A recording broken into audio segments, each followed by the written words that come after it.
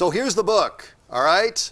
A Season with Hope. Drew Wathey, he's somebody that I've known for many, many years, and he has decided to go not just into marketing, he does some sports, but he's also now an author. And I said, well, come on in studio, and let's just talk about this from a sporting point of view, and what made you decide to go down this route? Well, this has been a labor of love for me, Brad. This has literally been 7 years in the making. I actually dreamt this story one night, and believe it or not, I remembered all the details. I've owned my own public relations and marketing company, as you well know, for about 21 years now, and decided to start writing a novel. And that first day, actually 2 pages came out. You know, family things come up, kids are involved in sports, as you well know, and you kind of lose track of it. So about 6 years later or whatever, I just said to myself, you know, Drew, you have a really good story here.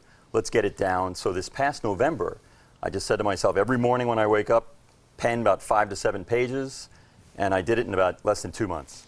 So you ended up with 300 pages. Correct, yeah. 300 pages, good. And you've got a baseball in the shape of a heart on the front. Explain that. Yeah, absolutely. For the sports audience. A Season with Hope, it's basically, it's a heartwarming love story. It's a story about a woman, a mom's undying love for her son, a young man's love for the game of baseball, and it's also about a story about an aging baseball scout who's trying to rekindle and rejuvenate his youth, so to speak, on and off the baseball field. So their lives intertwine at some point in the book.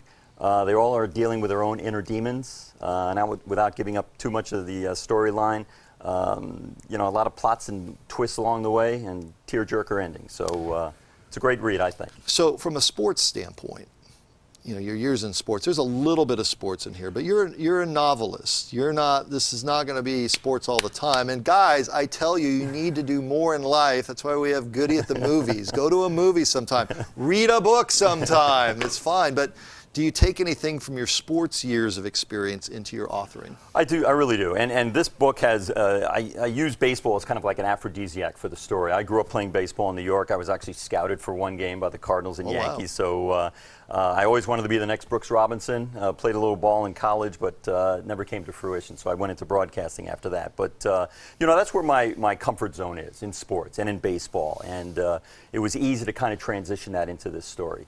What do you want to do next? Because you told me off the air you're looking at doing more. I would love to continue writing. I love to write. It's a painstaking process at times, but I have another story in mind. It's developing right now in my cranium, so to speak. It's called Fixed, and it's about professional tennis players kind of on the make, on taking it, you know.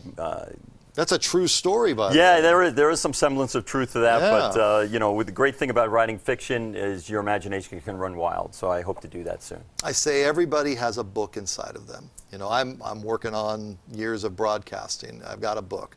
It's a thin book right now. It's going to be really thick because I'm going to give some stories about the broadcast end in Arizona and Los Angeles and those areas where I've worked. But I think to get it to that point, that for any of you that are thinking about writing or just doing it, do a book. Get it out of your system. Was it that hard to get published?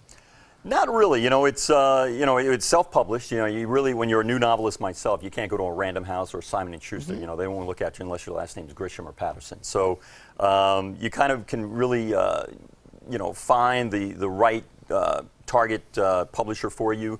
I'm going through a company called Book Fuel out of Denver, Colorado, and they're helping me market it. They did a great job with the cover layout, as you can tell, and they really work with you step by step, which was great. Good for you. Thanks. Good for you. Thanks, Appreciate it.